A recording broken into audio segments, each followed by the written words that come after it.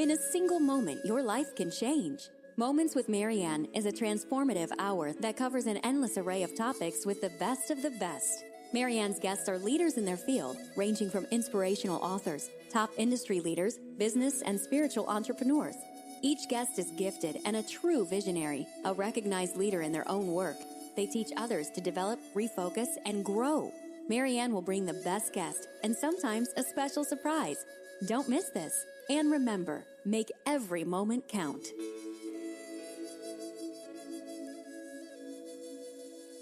Welcome to Moments with Marianne. I am so excited to be spending this time with you, and we have an amazing guest that's coming up right now. We have Don Miguel Ruiz Jr., and he's here to talk about his new book, The Mastery of Self. So welcome to the show, Don Miguel. Hi, Marianne. Thank you so much for having me. It's such an honor to be on your show again. Oh, it's always such a joy to have you. Last time you were on the show, people were writing and calling in, and so you really did kind of stir up a lot in people. And now that you have this new book, I'm sure you're doing the same all over again. Oh yeah, it's been a fun journey. You write a book, and some people like it. It gives you permission to continue doing what you love to do. So I enjoy sharing. I enjoy sharing the family tradition, and for as long as I get the opportunity, here I am. Well, I'm sure with your wisdom and knowledge, you have a lot more books in you. So anytime you have a new book, you just have your folks call me, and we're going to have you back on the show. All right, sounds good. Thank you very much. You're very kind. Oh, well, and so in this book, The Mastery of Self, I have to ask you, so when you started writing this book, what inspired you to bring this book to life? Well, this book started when I was writing the first one, The 5 Levels of Attachment. It started when I was describing going down from level 3 to level 2, which is letting go of our identity and going to preference. And I started going off on a tangent because I wanted to explain the concept, and my publisher says, wait, you're breaking the line. So let's hold off on that idea. Let's develop it later. Let's finish this line. And when you write a book, you have this thread that keeps the whole story going. So anything that interferes with that breaks the rhythm of a book. Mm-hmm. So, but it's a process that I began to understand from my family's tradition. Like my grandmother's teachings and my father's teachings to me when I was young was something that I felt like, even though I loved them and I engaged them and I listened because I loved them, it still belonged to, it felt like a textbook. That's how a teenager usually sees things like this. It's a textbook, whether it belongs in a museum. What does it have to do with me and my life? Even though I was able to describe it, teach it, understand, conceptually understood it, but I hadn't had the aha moment. And the aha moment came, watching several stages of my life, watching my uncle pass away, my grandmother pass away, the birth of my 2 children, my father's coma, and, graduated from college and the bubble burst, and you're no longer working towards grades, you're working towards creating something. And these things combine, and relationships, of course, made me understand my family's tradition not from something that belongs in a book or something that I can understand conceptually. It became this aha moment, this practical thing. So the mastery of self, to me, is basically the moment where I stop pretending to be something I am not. And I begin to see myself as I really am and to enjoy, which is, to be honest with you, the result of a personal journey. Like when we go into a spiritual path or self-help path or self-improvement path, whichever way, like with either with 12 steps or recovery or just working with a therapist or working with your minister or reverend or whoever it is you're working with, or trainer or coach. It first starts with an inner journey because you begin to work and heal the relationship within yourself. Like my father would say, if I'm the voice that's talking inside my own mind, who's listening? Well, I am. if I'm the one who's listening, who's talking, I am. And you can say it's the relationship between my mind and my body, or my mind and my heart. If that relationship, if there's disharmony in that relationship, then there's disharmony in every relationship I have. But if there's harmony in that relationship, then everything falls into place. So a lot of the inner journey that people do, the work we do, is recovering and healing that inner dialogue, that inner relationship within ourselves, of no longer believing conditional love within us, and letting go and embracing unconditional love, which simply means that moment where we have the aha moment that we are alive, that I am alive at this very moment, that I'm the sum of every choice that I've ever made, but I'm also the youngest I will ever be. Mm-hmm. And I have my whole life ahead of me. How do I want to live it? And to a certain degree, that's an inner journey. That's the work we do, regardless of tradition or work. That's what we strive for. You can say we have that crack, and then we of a perception, and then hitting that climax, hitting that apex of our journey, we go, now what? Now what? And it's basically, well, I don't live isolated in a monastery. I don't live isolated in an ashram. I don't live isolated in a hill. I live in my everyday life. I live in the relationships I have. And now it's not just the healing of the relationship within me, but I start the healing within relationships with the people around me. How do I continue my path and my discipline as I engage the world? You know, I had once a teacher teach me this line, which is, the key to enlightenment is effort. It's a very strong lesson that my teacher taught me. And then I just have to add something to that, which is discipline is learning to apply effort every day. And that's the effort that we create to reach enlightenment. So discipline is just remembering to apply that effort, to take that step forward, to move. The same energy I use to move my arms, to move my legs, it's the same energy I use to create a thought. So from that point of view, that mastery of self, how this book came about, is the moment where I no longer saw myself as a symbol or a definition that I needed to convey to others. I saw myself as the experience of being me, of the experience of being alive. And I am formless because I can go in any direction in life. How do I want to live my life? How do I want to engage? So this book is my understanding of how I processed engaging the dream of the planet, which is civilization, society, staying in my awareness, staying in my practice, as I engage people who are in different stages of their own, well, awakening process, whatever. And I start out the book with this image of a party where everyone's drunk and you're the only sober person in the room. You're talking to people the one person who's been holding a glass of wine and nursing that glass of wine for several hours, so taking the occasional sip. And next to that person is that person who's drank, and they're in the third bottle of wine and they're about to open the fourth. They're completely blacked out, but they're still functional because they're still moving. And everyone you interact with are somewhere in between the two, going up and down, and there's different stages. It's really engaging life and engaging society and engaging me. And that's so important. And, you know, and for many reasons, I appreciate the books that you have written, and I know you'll be continuing to write books. But detaching from our identity from the world and being able to really shed all of that and discover who it is that we truly are, not who people think we are or label us to be. You know, kind of getting to the really core of who it is that we are, you know, here on this planet, you know, as we're taking our journey. Yeah. Well, it's the one condition that the Dream of the Planet really has for us is we need to know who you are, because I need to understand. In order for me to relate to you, I need to understand you, and that's why an identity is important. To me, an identity is perfect. It's great because it's talking mind to mind. It's a symbol.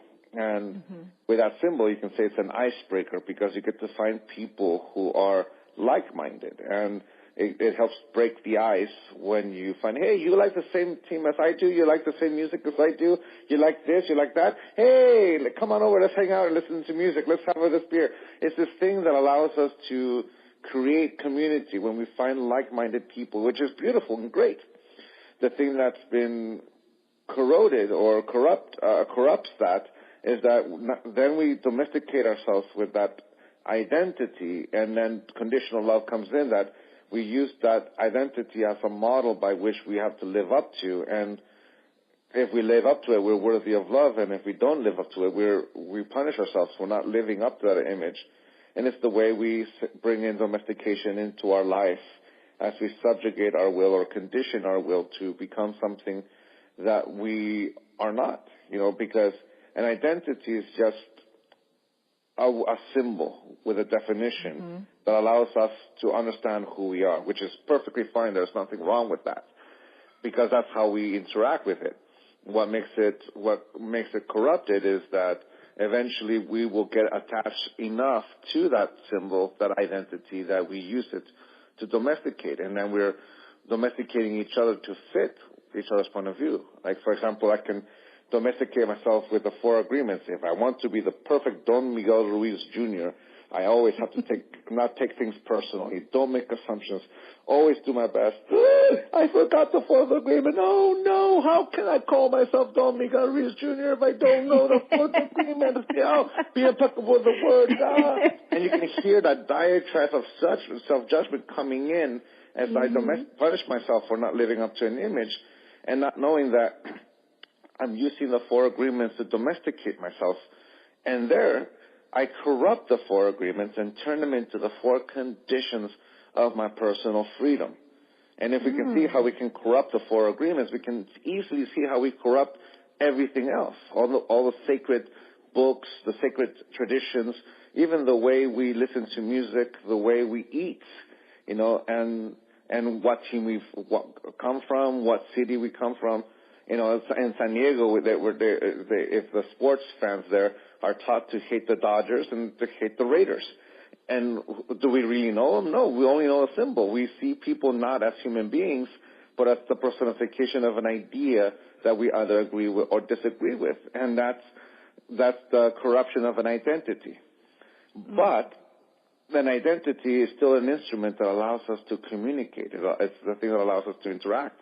So if we let go of domestication, if we forgive ourselves forever saying yes to it, like Eleanor Roosevelt said, no one can make me feel inferior without my consent, which means that we've given this domestication, this conditional love, permission to control us, that we let someone else's opinion of who we should be influence who we are, and we're living not our lives, but we're living our lives according to someone else's point of view, and that's subjugation.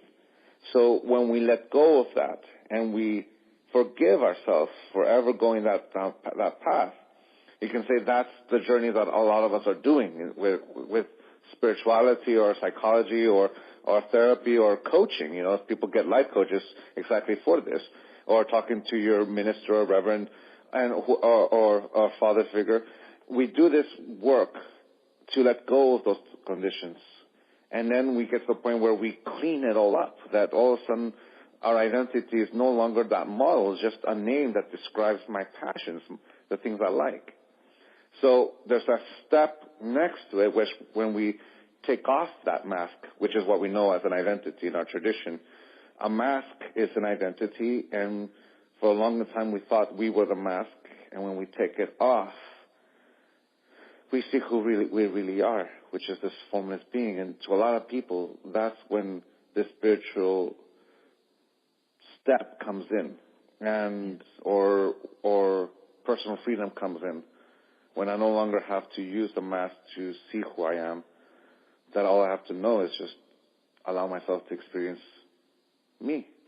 Well, and sometimes, and this isn't in all cases, but sometimes the mask could be there, as, based out of fear. So it was like, if I am a top salesperson or I'm this business person or a leader of my community, I've got my mask on because that's what people expect me to be, because I'm a little bit afraid if they actually see who it is that I am. Mm-hmm. Well, it's an instrument, of course. I was just talking to a friend of mine yesterday who is going through, learning through a business, and they're about to get an offer. And the difference between is this, the way we sometimes see a mask, and that the way you just described it, is that we have to live up to an image that that doesn't exist. And that's what we've known. That's how we domesticate each other, that in order to be successful, we have to live up to that image.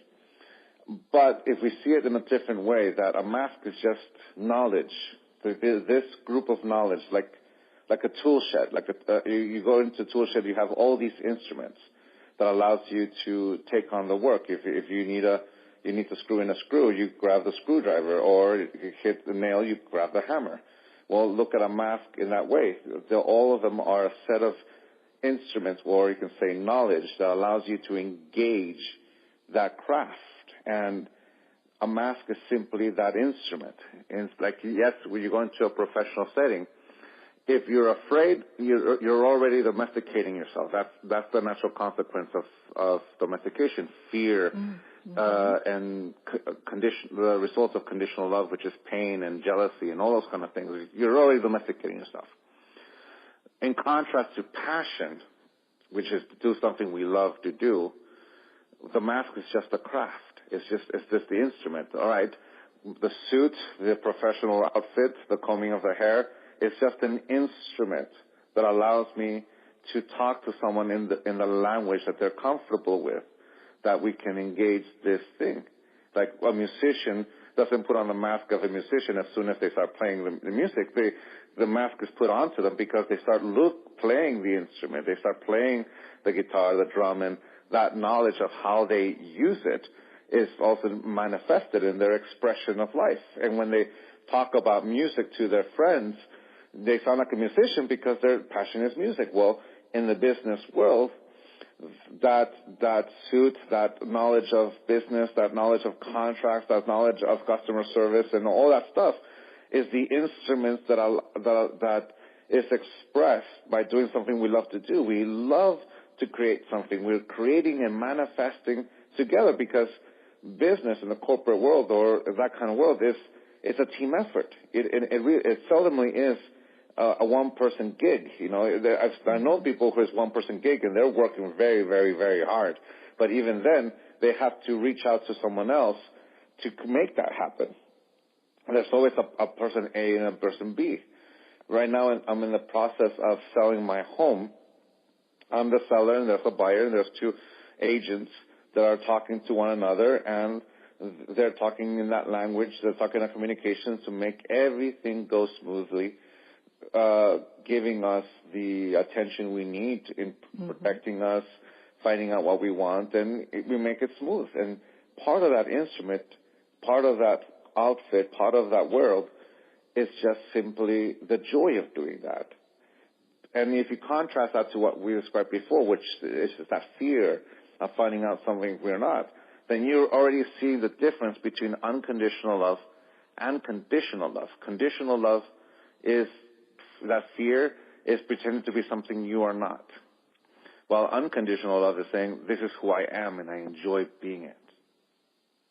And that kind of brings me to talking about that. I've got this huge list of questions for you. I always do. and you just have so much information. We just go over what's supposed to be talked about, but definitely want to suggest that the readers pick up your book so they can get more, dive more into what it is that we are discussing here. But a lot of times people feel like, when it comes to unconditional love, especially with ourselves, it's right up there with like the mystical unicorn, Yeah. Is that like even a possibility? And I know in your book you so eloquently, discuss this. Mm-hmm. Well, of course it's possible.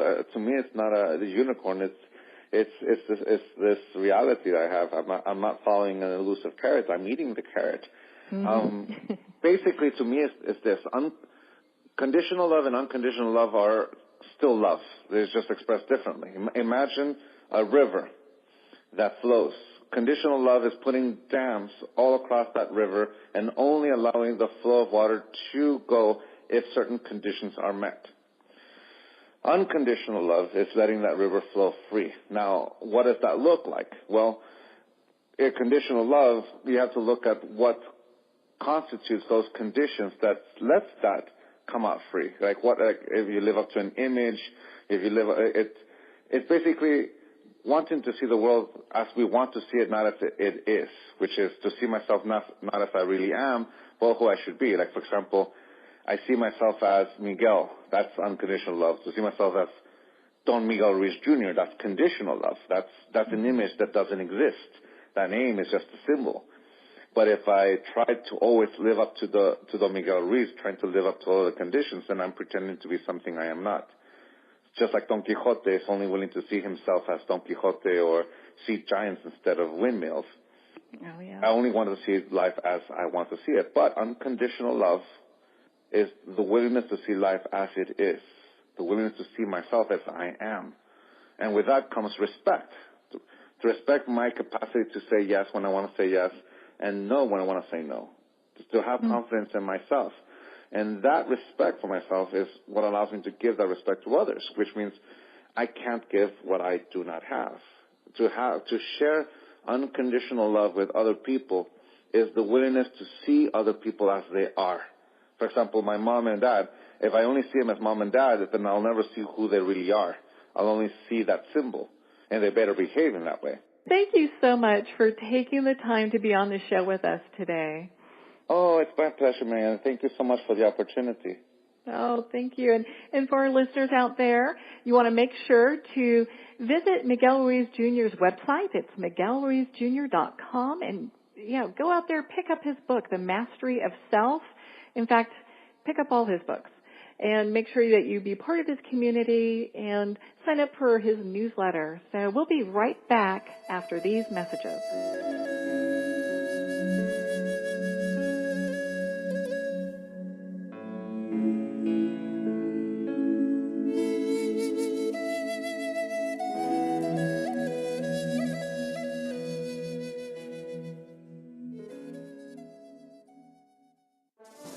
Internationally recognized and award-winning author Judy Goodman works and teaches outside the box of limited thinking. Working with people from every walk of life, her goal is to empower you to be the best you can be, no matter what the challenge is. Born with the gift of seeing beyond our normal vision, she has an extraordinary gift of working with every challenge. Teaching beyond conventional wisdom, her work is described as life-changing. Visit judygoodman.com. That's judygoodman.com.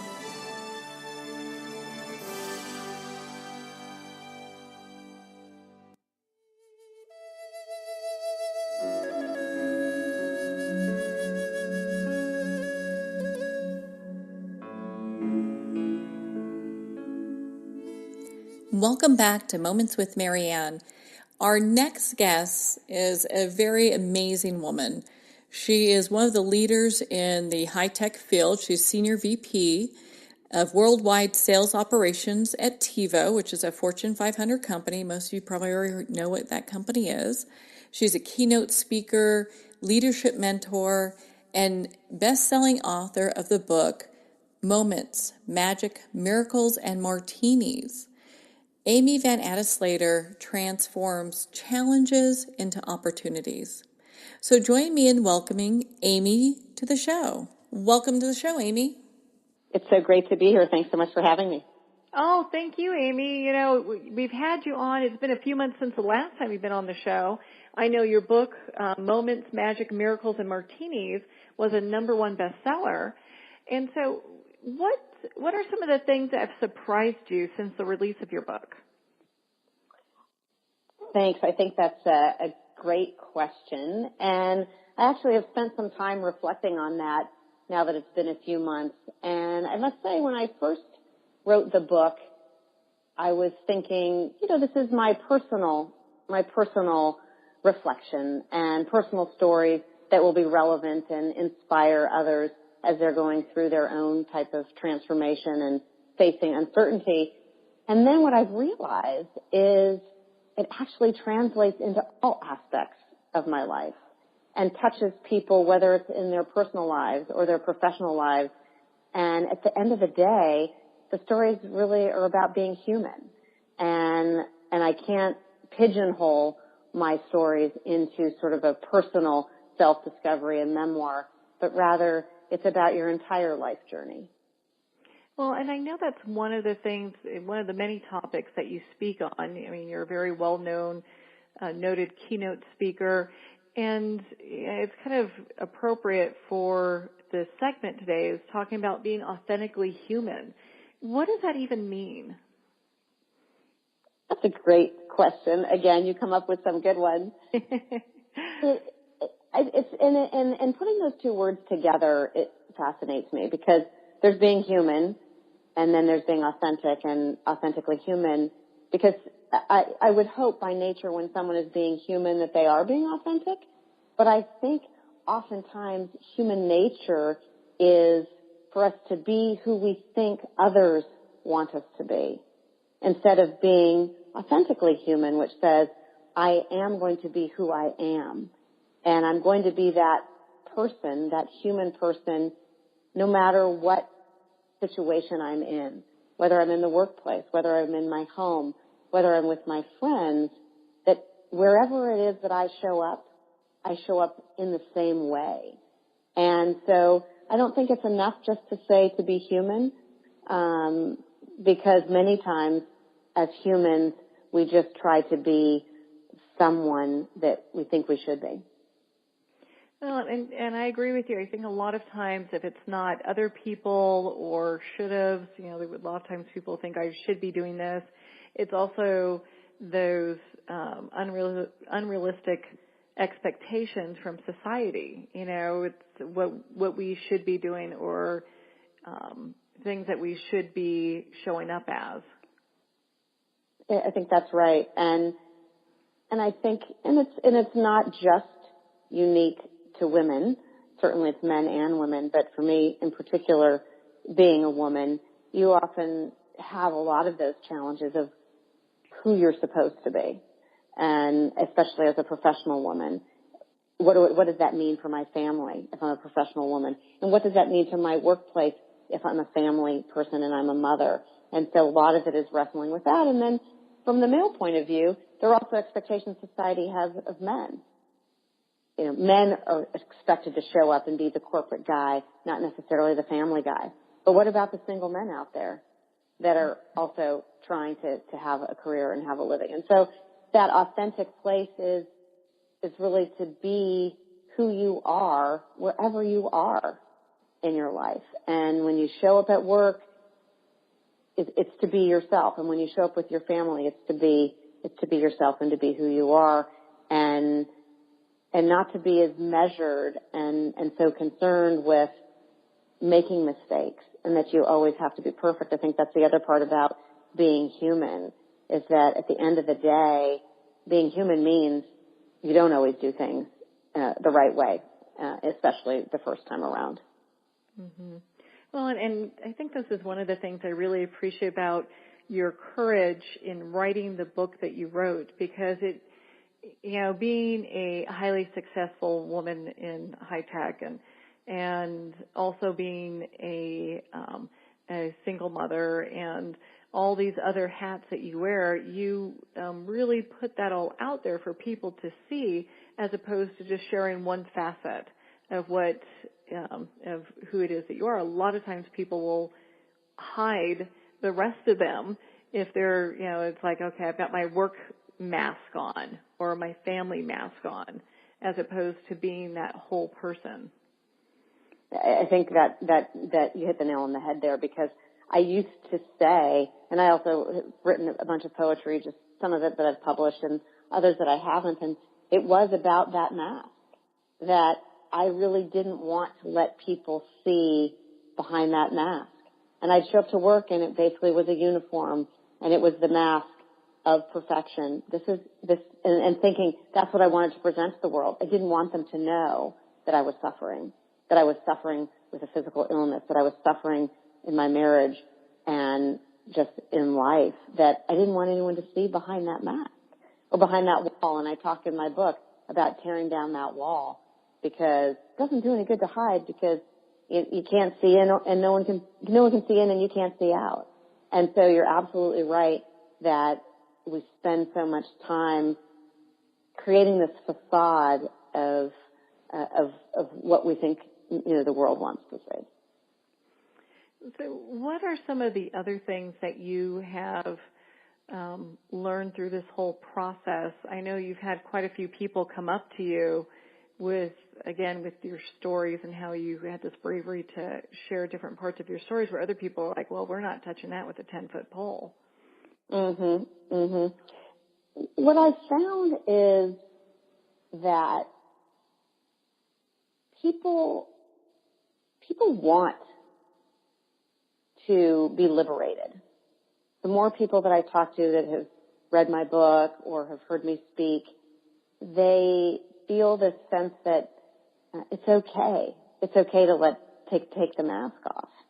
And I've been just pleasantly surprised at the number of people who have thanked me for almost like allowing them to let go.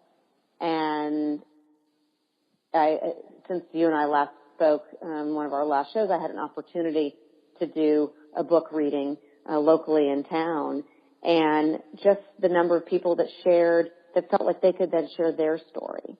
And that when people see one person sharing and being courageous, it gives them their own sense of personal courage. And that's something that has been so great and has translated across into my professional world, not just into my sort of personal life. And the number of people in business that have said, oh, I read your book and it made me think about how I parent differently or how I lead my teams differently. So to actually really cross the chasm between personal and professional life. Well, and that's one of the things you discuss in your book is, having a positive mindset. And I don't think that can be discussed enough because it's so often that we're our own worst critic. It's true. And I think the other part that I think has been fascinating is that just because you write a book about being human or about being positive doesn't mean that sometimes you don't have setbacks. I'll tell you, sometimes I have to smack myself across the face and say, wake up and don't be negative. Remember what you wrote. Practice what you preach. That it doesn't mean that because I wrote it, therefore I am. It's a practice. And that's why people talk about anything, whether it's sports, whether it's your own spirituality or education, whatever it is that you do, art, it takes practice. And that's the thing I think that I've learned is just because I wrote about these things doesn't mean that I can just wipe my hands and go, done, I'm there. That it's not. It is a practice. It's an everyday practice and a reminder. I mean, literally just a few days ago, and I got over an illness, and I was just really pretty down, and had to remind myself that your life is okay. Your life is pretty good. So let's just start this day over. And so it is something that I kind of thought that once I was there, even though I knew it was going to be this endless journey. But it's a constant reminder that we have to practice. Practice, that's the old, cliche, practice what you preach. You actually have to practice it every day. And it may not come every day, but you have to remind yourself every day that it's something that you have to continue to do. And that part's such a journey. I mean, and the thing is as you go along, you catch yourself when you're not, when you're having a bad hair day. I have those, and things aren't going exactly like I wish. So, this is a topic that you and I can talk a long time on because you're so good at what you do, and you've got this down like nobody. Where can our listeners find you so that they can connect with you too? Sure. So you can find me in a lot of places. I'd say the easy way to find me is at my website, which is www.amyv, as in Van Atta, Slater, SLATER.com. I can also be found on LinkedIn as well under my name, Amy Van Atta Slater, and across all kinds of social media. Oh, perfect. And I know they can find that from your website. You do leadership coaching. So if you want to get to the next level, Amy's a person to get in touch with. I have known her for some time and can't recommend her highly enough. Thank you so much for taking the time to be on the show with us today, Amy. Thank you so much. It's nice to be chatting with you again. You too. And for our listeners, I'd like to thank you for tuning in. We are going to be right back after these messages.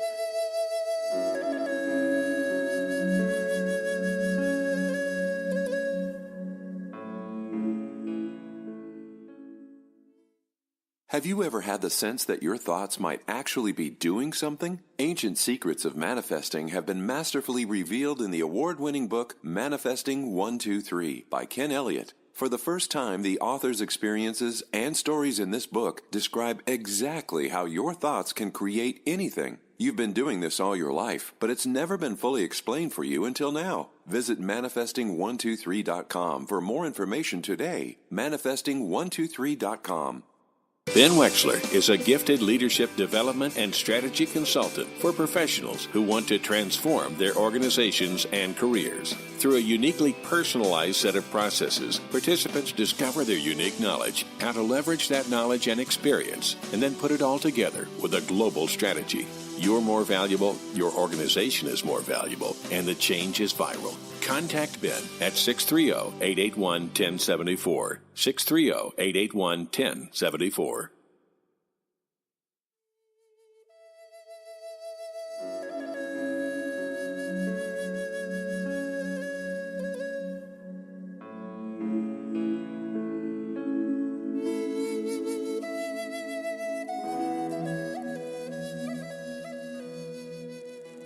Welcome back to Moments with Marianne. We are here with another extremely special guest, Kumu Ramsay Taum, and he's here to talk to us about the 5 pillars of aloha. So welcome to the show, Kumu Ramsay. Hello, Marianne. Thank you so much for having me on today. Oh, well, it is my pleasure. Your information it really is touching my soul, and I had to have you on the show. Well, that's so kind of you. I'm glad something I'm saying is making some sense to somebody. Well, I'm pretty sure it's making a whole lot of sense to a whole lot of people. So I know today you're going to share some of your Hawaiian wisdom with us, which I always found to be very spiritual and very, you can feel it resonate with the soul. Yeah, it's, you can't separate spirit from culture.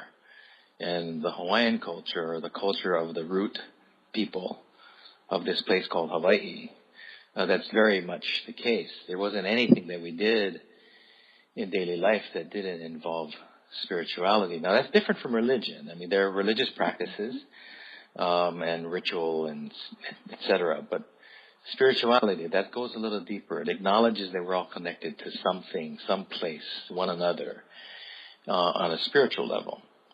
And so as a result, we've developed protocols, practices, based on certain principles that appear to be timeless and oftentimes cross boundaries, the physical boundaries of an ocean, if you would.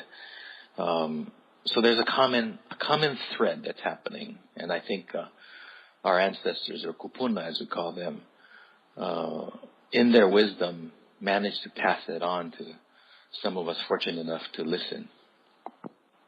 Well, I think that's the big thing, is being able to use active listening and really hear what Spirit's trying to say. It really is, and as I was suggesting earlier, oftentimes it's kind of getting out of the way. Oftentimes we have something, I really need to say this, but that's coming from a personal level, or maybe even a fear or anxiety or an aspiration that for the kupuna at the time says, later on, boy, this is more important. And they'll come through and then they remind you what we're really talking about. So, as one elder would say, keep the main thing the main thing. So. Well, and you are one of Hawaii's noted spiritual wisdom keepers. So I can see where that energy and that wisdom would flow through you like it does. Well, I was fortunate to have been mentored by numerous elders from various disciplines, and I was not aware at the time they were actually doing that, because we were more like friends than we were student and teacher. And as a result, that relationship blossomed into gifts that I didn't realize were being really given. And it wasn't until they transitioned and joined the ancestors themselves that I was reminded by those closest to me that that's what transpired. And as a result, have a kuleana, as we say in Hawaiian, a responsibility to share that and not just put those little trinkets into a box and save them for, days when I have nothing else to do. So my life in recent times has been really about finding ways to share and integrate, those concepts and thoughts into contemporary space. You don't have to be Hawaiian to understand those things, and none of the things we talk about are intended to make anyone Hawaiian, but really to find a way to find that wholeness in each of us and our communities that I think was intended for each of us and our communities.